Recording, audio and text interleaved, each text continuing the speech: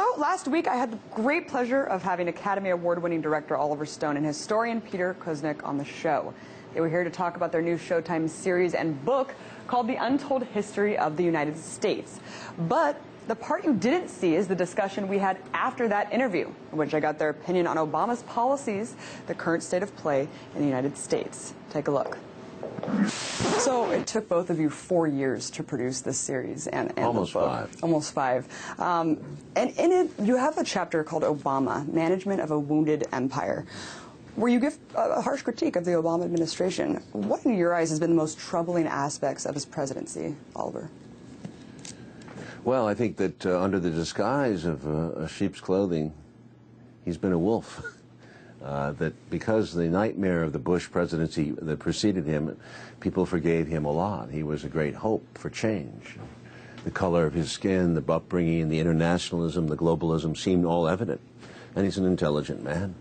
But he has taken all the Bush changes and he's basically put them into the establishment. He's codified them. That's what's sad.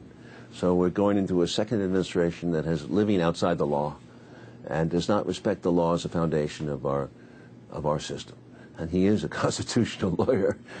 You know, without the law, it's the law of the jungle. They say Nuremberg existed for a reason and there was a reason to have trials. There's a reason for a due process, habeas corpus, they call it in the United States. Do you agree? I agree totally. Yeah. If you look at his domestic policy, he didn't break with the Wall Street friendly policies of the Bush administration.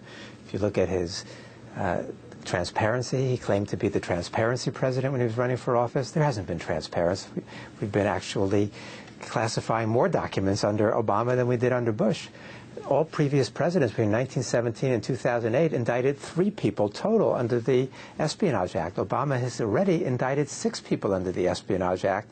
The surveillance hasn't stopped, and the incarcerations without bringing people to trial hasn't stopped. So those policies have continued. And then the war policies and the militarization policies, we maintain that. We're fighting wars now in Yemen, Afghanistan. We're talking about keeping troops in Afghanistan.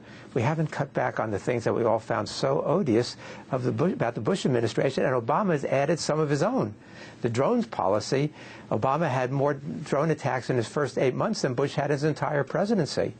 And these are a very, very dubious international legality.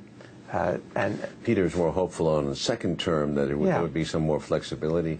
We hope so, but there is a system in place that is enormous, the Pentagon system.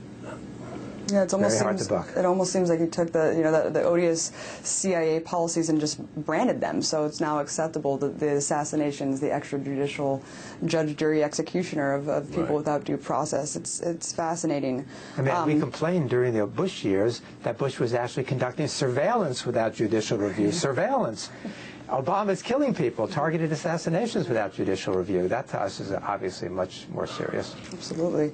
And to the history, you cover Pearl Harbor, which of course led to the internment of Japanese American citizens. I don't think a lot of people really acknowledge that, once again, an underreported aspect of really what that meant.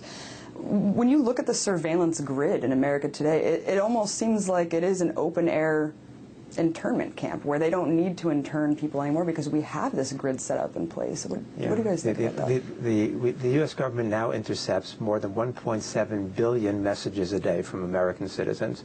1.7 billion. That's email, that's telephone calls, that's other forms of communication. Can you imagine that? 1.7 billion? We've got this apparatus set up now with hundreds and hundreds of thousands of people, over 1 million people with top security clearances.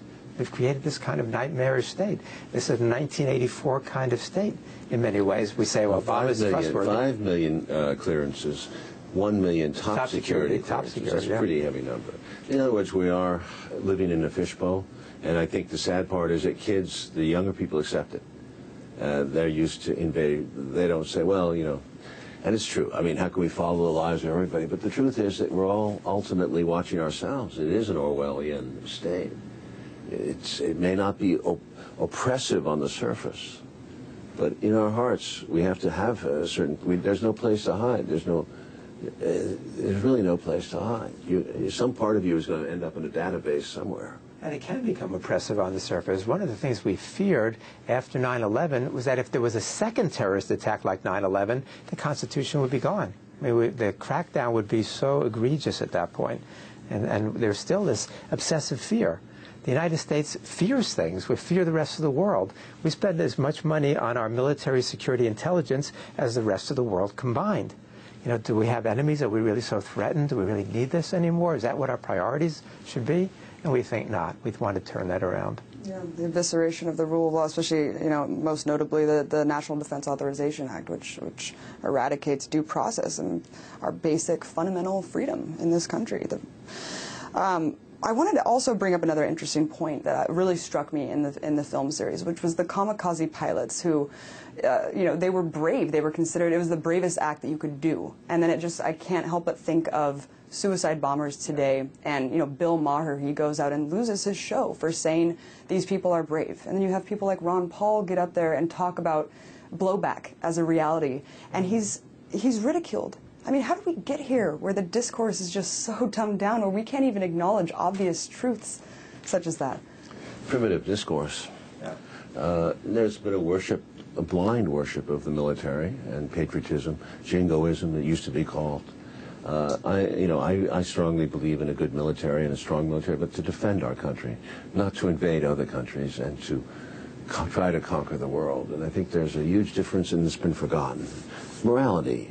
Once you take the law away, as Einstein once said famously, if a country doesn't obey its laws, the laws will be disrespected. So it seems that a fundamental morality has been lost on us somewhere along the way recently. And it's who wins. It's what's effective. Can we kill bin Laden without having to bring him to trial? Can we just get it done? And that get-it-done mentality justifies the ends, and that's where countries go wrong and people go wrong. All our lives are moral equations. Does the end justify the means? No, it never did. And the other side of what you're asking is about the constraints upon political discourse in this country. Why are people so uninformed? It's what we're trying to deal with in this series. If people don't understand their history, then they don't have any vision of the future and what's possible. If they think that what exists now, this tyranny of now, is all that is possible, then they can't dream about the future. They can't imagine a future that's different from the present. That's why we're saying people have to understand their past, because if you understand the past, if you study the past the way we're presenting it, then you can envision a future that's actually very, very different. And we've come very close on many occasions to going a very different direction in the future. We came very close in 1944, 1945, to avoiding the atomic bombing and potentially maybe not having the kind of Cold War that we had. We came very close in 1953 upon Stalin's death to ending the Cold War. We came close in 1963 when Kennedy was assassinated to ending the war in Vietnam, ending the Cold War, having a very different direction. The early Carter years, again, was a possibility of a different direction. And at the end of the Cold War in 1989, Gorbachev was reaching out to Bush. Did Bush take that olive branch that Gorbachev was giving him? No. Very much different. What do we do instead? We applaud the Soviets for not invading when countries were liberating themselves from the Soviet Union, and then we immediately go and we invade Panama, and then we invade Iraq. And so we're saying that's great. That's great that you show restraint, but we're not going to, because we're the hegemon. As Madeleine Albright, Secretary of State under Clinton, says, if the United States if we use force, it's because we're the United States of America. We're the indispensable nation, she said. We see farther and stand taller than other nations. That's the attitude that Oliver and I are challenging, the sense of American exceptionalism. The United States is the city upon the hill, God's gift to humanity. If we do it, it's right, and that's not acceptable. It's very funny because we go from, the book has been out a few weeks. The series has been playing for the 5th week now, and will be 10 weeks in all. We go to TV shows, and we sit in these beautiful sets, and they're always rushing in. They got news here, they got news in Gaza, they got Petraeus, they got Obama. Okay, well, what are you talking about? Oh, history, Okay, well, history, what does that have to do with today? But okay, what's your point? So you sit there very patiently, and it's very bizarre to me. I don't know about you, but, well, honey, the past is prologue. This has all happened before. Right. All you're running around, all you're being busy, your ratings. And this is history. This is all, it happened before. And if you're smart, you'll see it all perhaps more calmly, and you won't overreact. to these situations. It's the United States of amnesia, as Gore Vidal said. And of course, if we don't understand history, we are doomed to repeat it as we are time and time You could also again. argue that media is driven by dollars, the greed. You know, we're going back to our Wall Street theme. Is, you know, you have a show, and it's not really a news show because it's really about ratings. It's how many people watch it, and the only way you can get that going is with a lot of speed and a lot of zoom and a lot of fancy sets, and people watch, and then keep it moving. Don't think, keep it moving. That's why it's so nice to do a show like this where we can actually discuss the issues in a little more depth, a little more critically. But if you both were to make a film about this generation right now, what's one facet that you think is the most underreported or misrepresented? I don't know about the younger generation. I have 3 children. I think that it's an eternal story to some degree. I think people, no matter what their fashions and they do have a similar morality and consciousness, and patterns reemerge again and again. The young man, the young woman wants to make her way in the world, and they go about it, and it's not that far off than what we went through. So I believe in cyclical history, and I believe that my children are going through what I went through and what my father and mother went through too. I think I always look for those patterns first, before the superficiality set in. I find with my students, and I deal with the kids that age all the time, college students and graduate students, and they care really passionately about what's going on in the world. They're all doing lots of volunteer work. What I found in this generation, unlike Oliver and my generation, is that they treat the symptoms. They're not asking the questions about what's the root cause of all these problems. So they care, they try to change things, they try to reform things, but it's more superficial. And what we're challenging them to do is look at the patterns. Look what's happened from the 1890s all the way through to today. Look at the consistency of the wars, the interventions, the military expenditures, the paranoia, the fear of outsiders, the repression, and get at the root. What's really causing that? What's making the system as a whole sick in certain ways, and how can we root out those deeper causes, and how we understand that and begin to change that.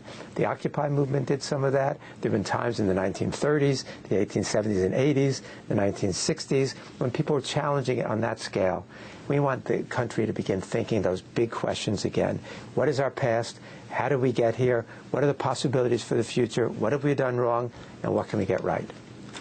Yeah. I mean, do you think these superficialities and the conventional wisdom that we hear are perpetuated to keep us in a perpetual state of war, like the tentacle, you know, kind of the surveillance apparatus, the military-industrial complex, in order to keep that running? Is that why these broader... Fahrenheit 451, you know, you got the television walls, and people, and the jets are flying off, and nobody even pays any attention. I don't know if it's quite so deliberate on the part of Ailes and company at Fox, but that seems to be the effect, dumbing down the population to the point where they can't think critically, and then you can pull anything over their eyes. They've got a 5-minute attention span and a 5 minutes memory of what happened in the past. We're saying learn your history, study this, and think about what the alternatives are. Think deeply. Think utopian. Think of utopian ways about how different the world could be and how much better it could be if we start to organize it rationally in the interest of people, not in the interest of profit, not in the interest of Wall Street, not in the interest of the military, but the interest of our common humanity, the 6 billion of us who occupy this planet.